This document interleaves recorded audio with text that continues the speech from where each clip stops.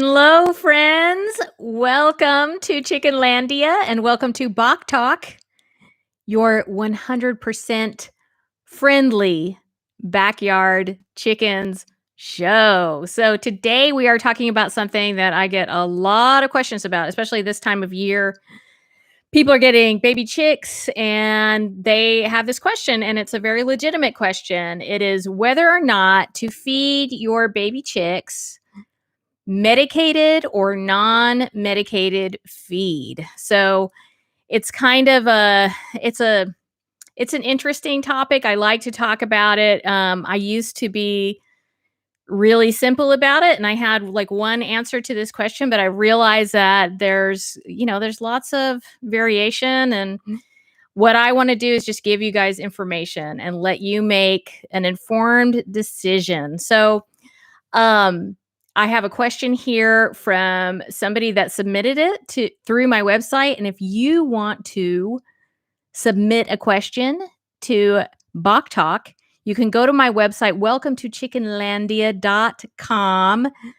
Go to the contact section, and then there's a little drop down menu, and I want you to pick ask a chicken question. And I get a lot of questions, guys. Like, I mean, a lot of questions. And every week it just seems like there's more and more coming in. So I really try to get back to everybody. I sometimes can't, but I do read all the questions. Sometimes you might hear from our Chickenlandia presidential advisor, Kelsey. She also helps me with that. But I just love to hear from you. So definitely send your questions. I love to see that. And while you're at it, while you are on my website, you will definitely want to join the mailing list. And usually there's like a pop-up that comes up, or if you have pop-ups blocked on the main page, if you scroll down, it'll say like join for all the latest news and stuff. So you should definitely do that, because something super exciting is happening very soon. And I know I've been talking about this for like months, and some of you are probably like, can we just like do this already? And believe me, I'm right there with you. But I have a course coming out, a Backyard Chickens 101 chicken course for everyone. And that is going to launch. And you guys are the first person to hear this. I have not said this anywhere else, but I'm saying it now.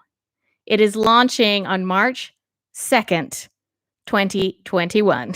And there is going to be a whole event. I'm calling it the chicken event of the century. No, of the millennia. Chicken event of the millennia. It's going to all take place on Instagram. That's where I will be having some giveaways. I'm going to be gifting the course out to some people. So there'll be contests that you can take, that you can participate in. So I really encourage everybody, if you're not following me on Instagram, do that and join my mailing list, because the mailing list really gets all the news first before everybody else. And then, we'll have the event on Instagram, and you'll be able to go to my website and find the course there, or through my website. And anyway, it's going to be a lot of fun. I'm super excited about it. If you guys are interested in taking the confusion out of chicken keeping, because honestly, like, I remember when I first started with chickens, it was like there's just so much information. And as people that are just, keeping chickens in their backyard, we're not like factory farms, we're not, these big corporations. There's it's tough, because there's a lot of information out there, and a lot of it is conflicting, and we kind of have to take care of each other. And I love that about this community, but I also think it can get super confusing, and it's great to have all that information in one place. And I wish that I had that back in the day, and I didn't. And really the only way people could get it from me, aside from, I have my YouTube channel, which has lots of free information on it. Um, and I just want to say, Rihanna, gosh, Okay, I just got a super chat. If you guys have been following along for a while, I always like freak out whenever I get a super chat and I can't talk and I can't pronounce anyone's name. So basically what it is, if you're listening on the podcast, it's when somebody donates some money or gifts some money to Chickenlandia through the chat on YouTube. So Rhiannon, thank you very much for your generous super chat. I really appreciate it. And you are a great fan. So what the heck was I talking about? Oh yeah, chicken keeping is confusing. And anyway, I used to go around doing seminars and teaching classes, and that was my passion. And then the pandemic happened, and that just like obviously completely stopped. So I have my YouTube channel. I love that, but I also understand that people are like, "Look, I really want something interactive. I want something that is all in one place. I want something that's really comprehensive and just, fun and easy to follow." And so that's why I created the course. So anyway, keep an eye out. March 2nd, 2000 and what 2021 is. I can't count anymore either. What year is it? Uh, that's when the launch week starts, and it's actually not a week. It's like 5 days, but it's from the 2nd to the 6th. There will be events happening. So be sure to follow me on Instagram. So I want to say hello to everybody that's listening on the podcast. I want to say hello to some of the people that are in the chat. We have got Mega Lady in the chat. Lucas, Colorado Boy is here. Chicken Sista for you. All these cool names today. Celia Perry, thank you for being here. Pandora Fox, Eddie Abernathy, and of course, 13 Moons Homestead is here. She's one of my trusted moderators. Thank you so much for being here. Sandy Bass Lady, Rhiannon is here. Catherine B, thank you for being here. So many people here today. Maisha, I'm not going to say your last name because I'm going to mess it up. Hope will never disappoint. It won't. It won't. Thank you for being here. And Kat and Catherine B are here. Thank you for being here. Bawk Bouquet is here. Yay! All right, guys. So let's get into the content. Let's talk about medicated feed and non-medicated feed. So I'm just going to start out with the question, and it came from a fan. Her name is Heather. She sent it to me through the website, and she says, "Hello. My daughter and I love watching and learning from your videos. Thank you for all the great info and advice. You're very welcome, Heather. Which is better for a flock of 12 baby chicks, medicated or non-medicated chick starter?" So let's start out by talking about what medicated feed actually is and what it is used for, because I think there's a lot of confusion around that. A lot of people think that it is to keep your chickens from getting sick at all with anything, and that's not what it's for. It is for specifically coccidiosis. It's to prevent coccidiosis. And before we move on, I just want to say thank you to Erin Reside. She sent a super chat. Thank you so much, Erin. That is very, very generous of you. So let's talk about coccidiosis and what it is.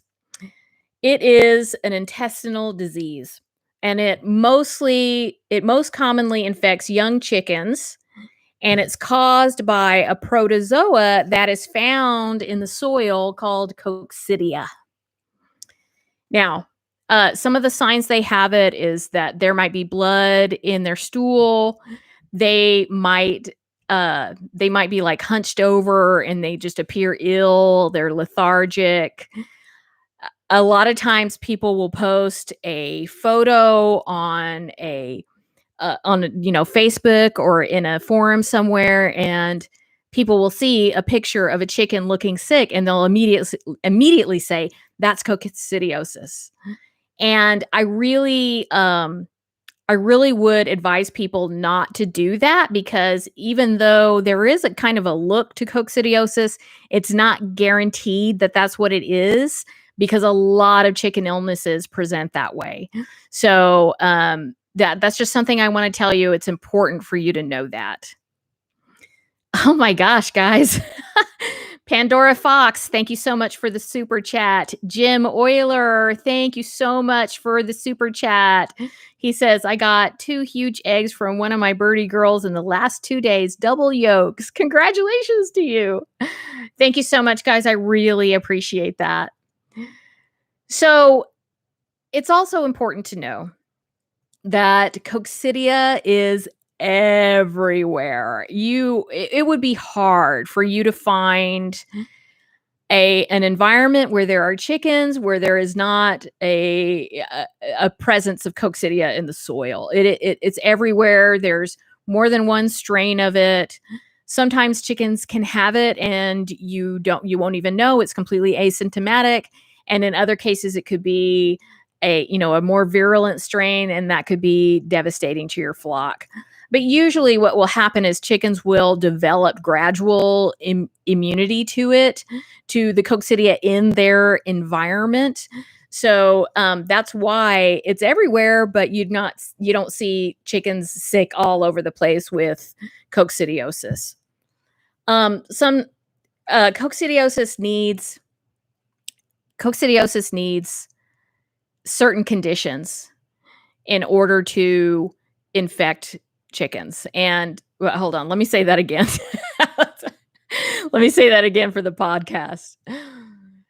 So coccidiosis needs certain certain conditions to develop. And that's why you really don't want to have a very dirty environment where your chickens are. You don't want it to be like wet. You don't want it to be like super poopy. You really want to keep their environment dry. I don't suggest keeping it sterile. Please don't do that, because that's not good for them either. But you want to keep it relatively clean and make sure that it's just not this kind of wet environment, like damp environment that coccidia likes to hang out in and develop into things that we don't want it to develop into. And if you live in a muddy environment, which I live in the Pacific Northwest, and it is a constant battle, the mud here. It's important for you to stay on top of the mud, because that's not a great environment at all, and it's definitely an environment where coccidiosis can take hold. So we don't want that. So let's talk about medicated feed now. It is to help prevent a coccidiosis infection. And it does that by having a preventative dose of a medication called amprolium. And it's a low dose of this medication. And what it does is it's called a coccidiostat at this low dose. And what it does is it doesn't kill all the coccidia, but it makes it to where chickens can get just a mild exposure to it without it developing into coccidiosis and having them get sick. So amprolium is the same medication that you will find in Corid, which at its higher dose will actually deal with an active case of coccidiosis. Okay, so Corid at that dosage is called a coccidiocide. And there's another medication that you can use, but it's not as popular as Corid, which is amprolium. That is really the main one that people use, and it's relatively safe. But I will tell you how it works. Coccidia needs thiamine, or vitamin B1, in order to multiply. So what amprolium does is it mimics thiamine. And so the coccidia will absorb that, but then it can't, like, it's not thiamine. It's a thiamine mimicker. So they will die off because they can't multiply. They can't survive on that. But this means that it's not a risk-free medication, because what can also happen, and what also does happen, is that it blocks the absorption of thiamine for your chickens. And actually, thiamine, um, oh gosh, what is the word? Thiamine deficiency is one of the reasons why chickens can get a condition called Rynek. Okay. Now, if you've ever seen a chicken, a baby chick that is like, or a chicken that's like, um, it's called like stargazing, or their necks are kind of like all the way back and they're looking up into the sky and they can't seem to like straighten it out, or they're like all the way forward and they're kind of, walking around in circles. They just can't like hold their neck right. And obviously that's not good. Like they can't, it's hard for them to eat. And if it's not taken care of, then they could die from it. So this is not something that we want. And that is why I always tell people, okay, when you're thinking about giving your chickens medicated feed, you need to also have this information so that you can decide what level of risk you're willing to take. Now, for me, I am a very natural leaning person, and I don't want to medicate my chickens if they're not sick. I just don't. To me, that is not what I like to do. So I will, of course, I will use medication if I have to. I'm not like against medication, but generally I'm very holistic in my thinking and very natural leaning. So I do not do medicated feed in my flock. Instead, I focus on keeping a clean environment for my chickens, um, giving my baby chicks gradual exposure to the environment outside. So if I have chicks in a brooder, I will go outside and grab like a clump of dirt and grass. Of course, it doesn't have pesticides or fertilizers in it, and it doesn't have anything in it that would hurt the baby chicks. But I'll bring that inside and I'll give it to the baby chicks so that they can play with it. And when they do that, they get that gradual exposure to all the yummy things in the microbiome of the soil. And that's important. And I realize that this is not everyone else's philosophy. There's a lot of people that would be like, don't do that. But for me, when I see a mother hen with baby chicks, what she will immediately do is take those baby chicks out into her environment. And generally, those chickens are way less stressed out, which you could say that it's very likely that they have less illness, less health problems. I did look for a study because I really wanted to find one. I looked for a study that would tell me that baby chicks raised by a mother hen have less health problems. But basically what I found was that they just experience less stress, and that they are more able to kind of know that, they just have better instincts in general. So, but to me, that it makes sense to surmise from that they are healthier. And so that's really what I go by. And you have to decide what you feel comfortable with. But for me, I'd rather try to get the chickens to get gradual exposure to what is in their environment, make sure they're supported with good nutrition from day one, make sure that they are not stressed out, that they have everything that they need, that they have enough space.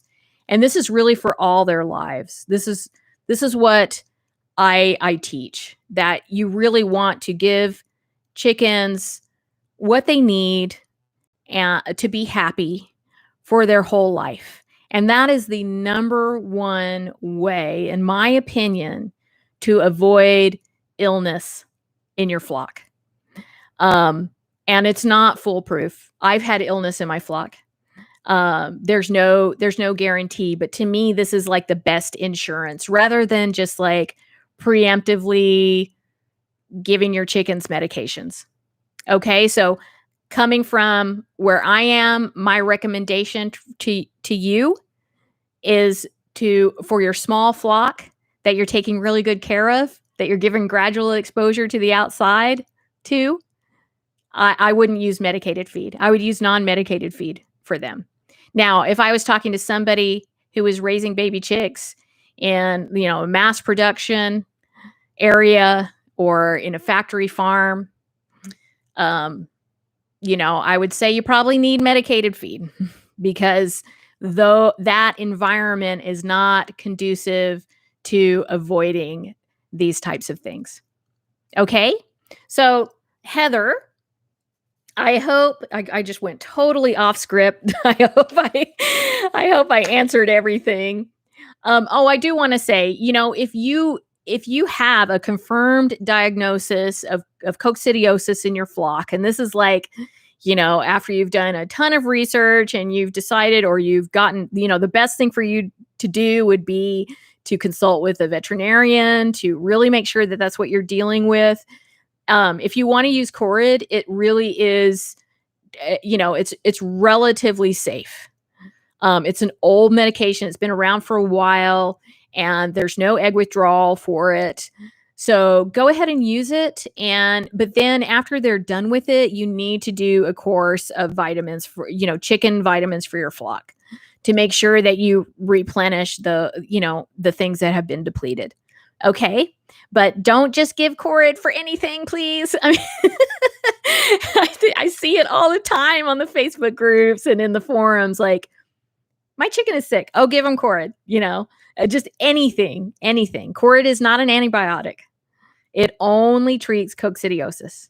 Okay, so remember that. All right, Heather, thank you so much for your question. I hope that everything got answered for you. I hope that now you feel confident in your decision and whatever decision that you decide to make. And I appreciate you sending in your question. And remember, guys, if you have a question that you would like to submit to Bawk Talk, you can go to my website, welcome to chickenlandia.com, and submit it through the contact section. I love to hear from you guys. All right, I'm going to take a drink of water.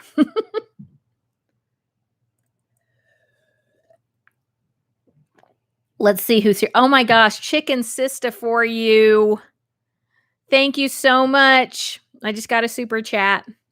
Thanks for all you do. Much love and happiness. Thank you so much. I really appreciate it. Really appreciate it. Let's see who's here. Chickenlandia presidential advisor is here. So, if you guys don't know, and I'll probably be sending out an email at some point introducing her, but this is Kelsey. Her name is Kelsey. She was formerly Lavender Lane Farms, and I have known Kelsey for a long time. She used to work for me. Ages ago, I had a farm store, believe it or not. I had a farm store, and Kelsey worked there and helped us a lot there. And she also worked for, I don't know, Kelsey, was it like 10 years at another local farm store in Bellingham. It was in downtown Bellingham. Tragically, it burned down. But thank goodness everybody that worked there was okay. And Kelsey worked there for a long time. So she has got so much knowledge. And really, I learned a lot from her. Because she carries a lifetime of chicken keeping under her belt, and her dad, big time chicken keeper too. So she has really come onto the Chickenlandia team, and now she's the Chickenlandia presidential advisor. And so you may hear from her if you submit questions through the website. You may hear from her, and she's also going to be helping me in the course, because the course has an interactive section, like you can comment and you can ask questions and stuff. And so she's going to be helping me answer questions there. So, and maybe someday she'll be on the podcast. That's my dream. I'm trying to get her to get used to that idea. We'll see. So I just want to say hello to a few people on the chat before we open for questions. Pamela Benny, thank you so much for being here. Celia Perry is here. Sunny's Place is here. Thank you for being here. Taylor Adams, thank you so much. Taylor asked, where do I go on the website to ask a question? So you would go to the contact section, and then there's a little drop-down menu on that page, and there's a thing where you can select ask a chicken question. But even if you don't,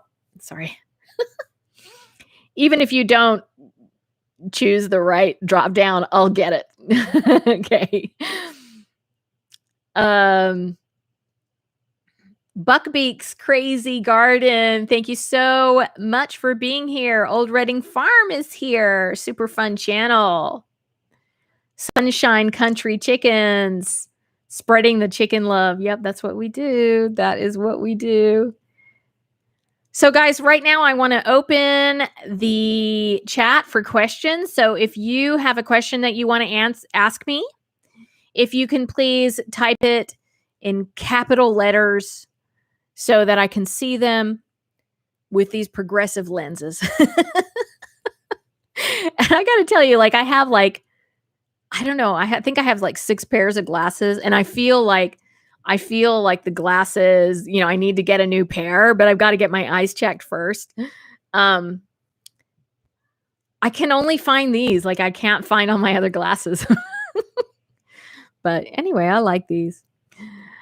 So Celia Perry asks, where is a good place to find rescue chickens? What a great question, Celia. So I think if you have a humane society in your town, I would start there. Go and ask them if they know of any, if they may have them. In our town, we take our humane society takes chickens, but not every humane society does that.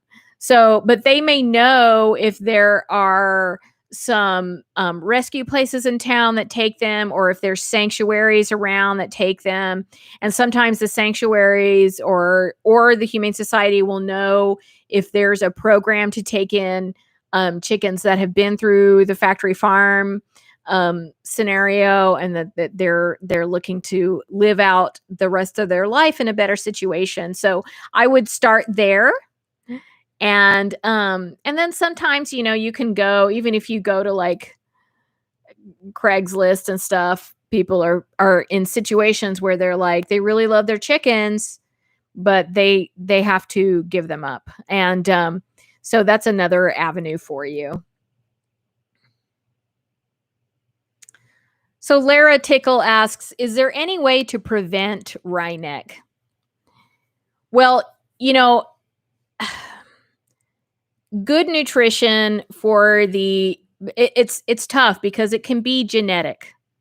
It can also be a problem during incubation, and it can be a vitamin deficiency.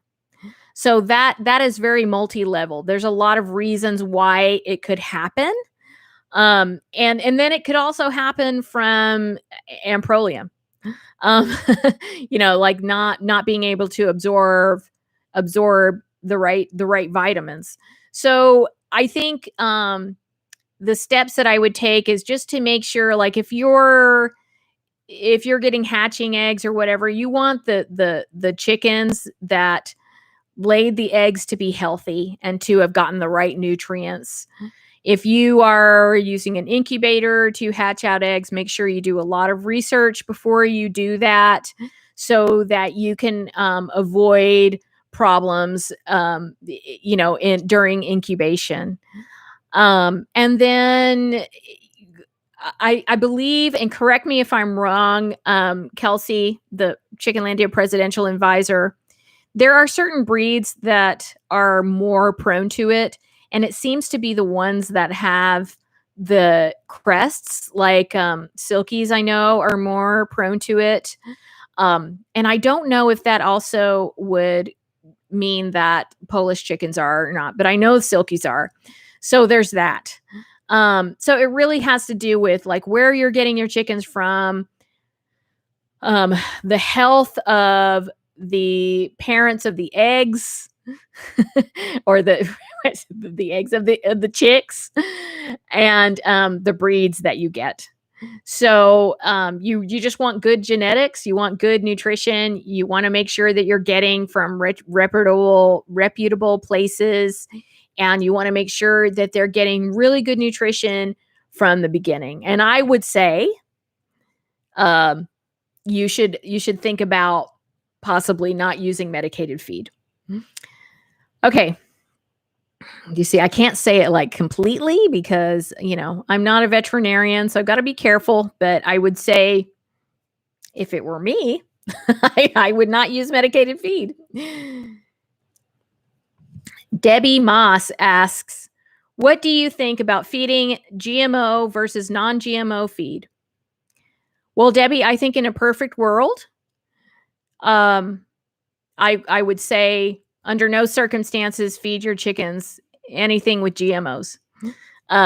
Because that's what I do. I mean, I don't give them feed with GMOs, but I am in a fortunate situation where I can afford not to do that, because the sad truth is that uh, non-GMO feed is more expensive. Now, one thing that you can do is you can ferment that feed, and that will make the feed last longer. You can also supplement with some healthy scraps, which I definitely encourage, mostly leafy greens, vegetables, low sugar fruits. You can supplement with sprouts that you grow. And I do have a video about growing sprouts on my channel. And then you can ferment their feed. And what fermenting their feed does, hold on.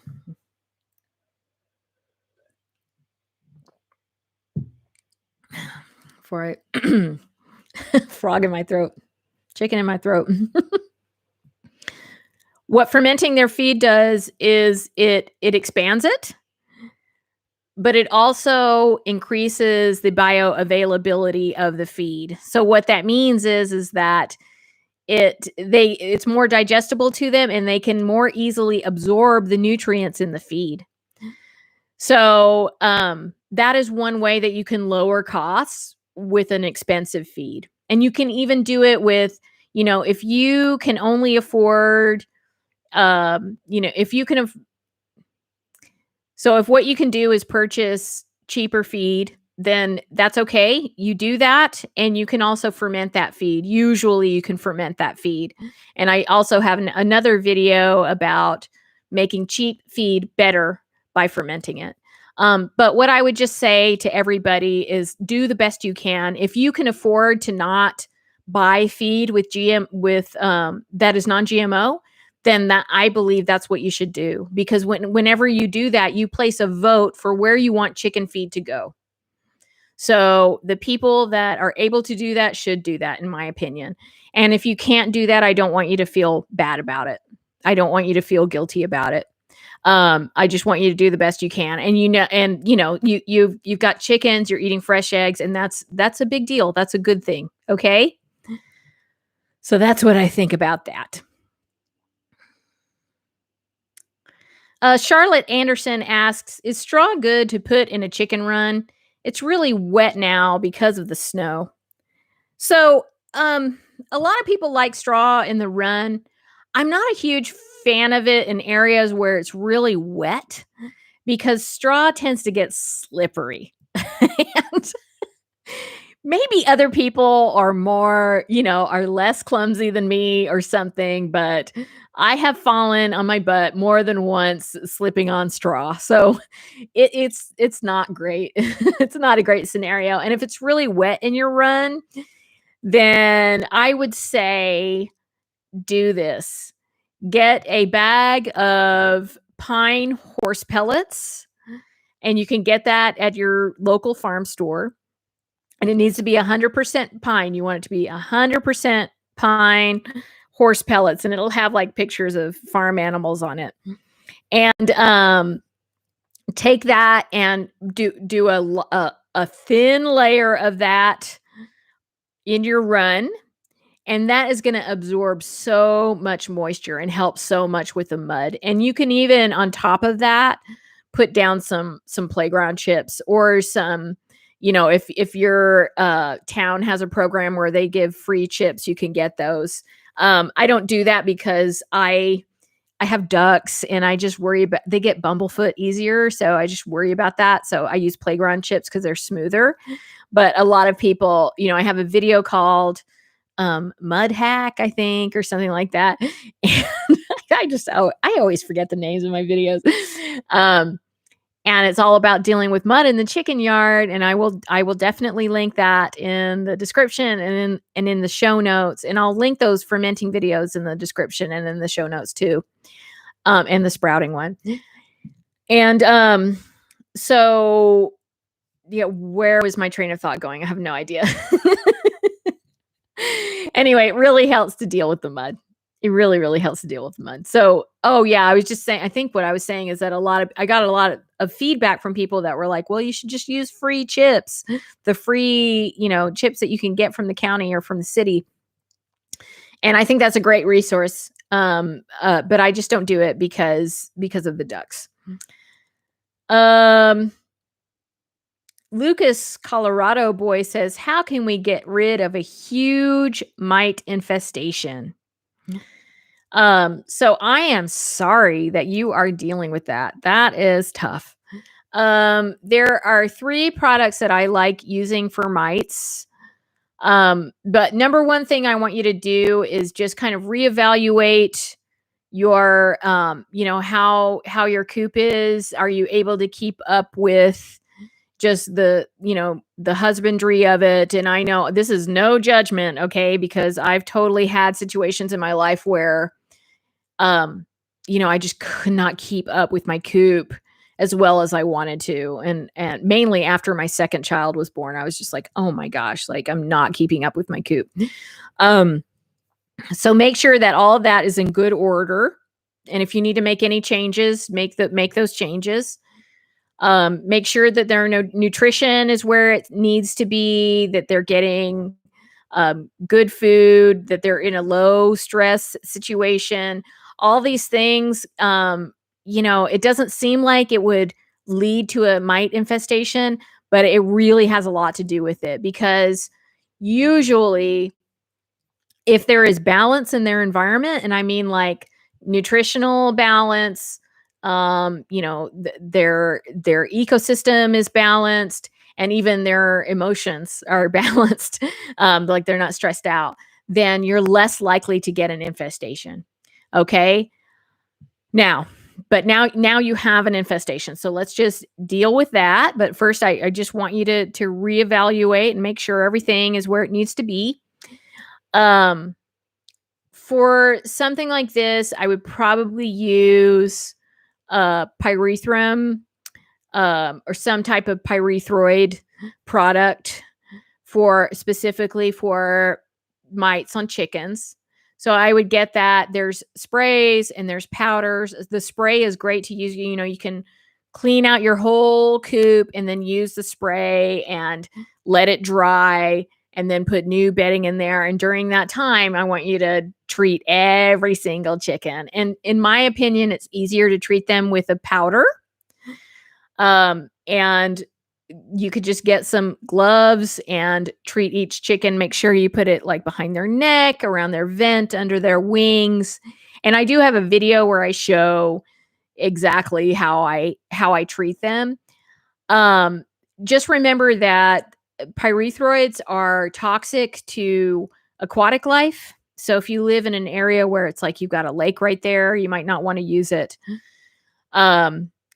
And they're also toxic to bees and to cats. So that's a really important one.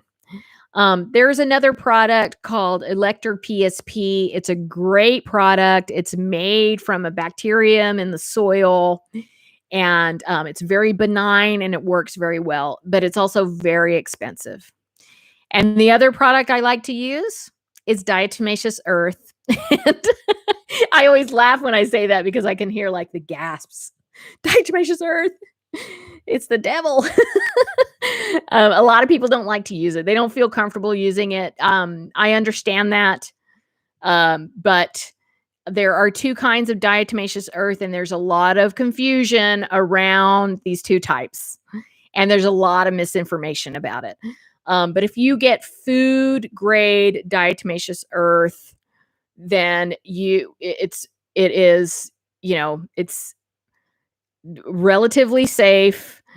And it's in a lot of things. It's in like makeup, it's in toothpaste, it's in our food. It's used a lot. So I feel comfortable using it, and I will make little dust baths for my chickens. So you want to make sure that they have an area where they can dust bathe. Otherwise, you'll keep having to deal with this. And I do have a video about making a dust bath for your chickens.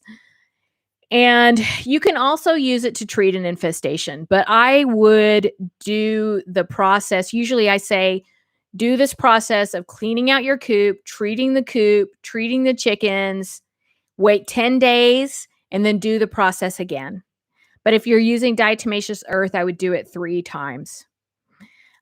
Because it does take a little bit longer to use, but I have used it on an active mite infestation, and it has worked. Many people say it doesn't work. That is not my observation about it.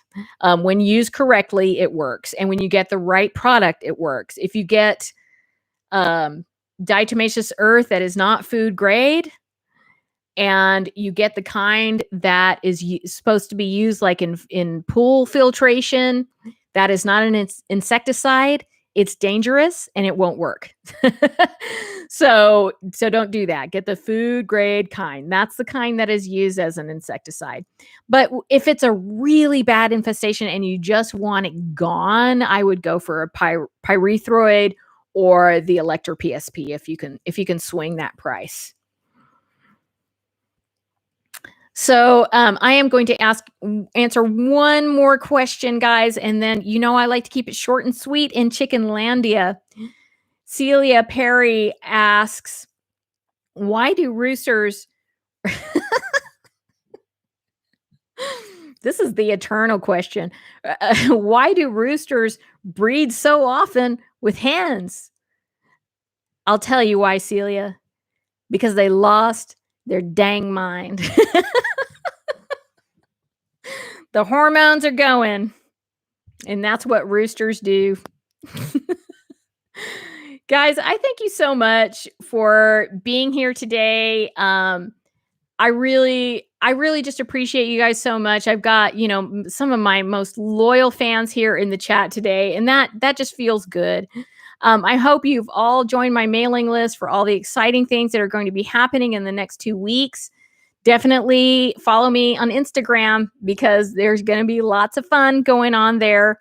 And it's no purchase necessary. You can still win prizes. And I want to thank the moderators. We had 13 Moons Homestead here today. And of course, the Chickenlandia Presidential Advisor, Kelsey. Thank you so much for being here. If there were other moderators here, I'm sorry I didn't see you. The chat was going pretty fast. But definitely go, 13 Moons Homestead has a great channel. And you should go check her out. Thank you to Talking to Crows for editing this episode. And if you enjoyed this podcast, you can rate and review it. And that is really good for this podcast. So I would really appreciate that. But the main thing that I want you to remember, no matter what, is that you're always welcome in Chickenlandia. Thanks, guys. Bye.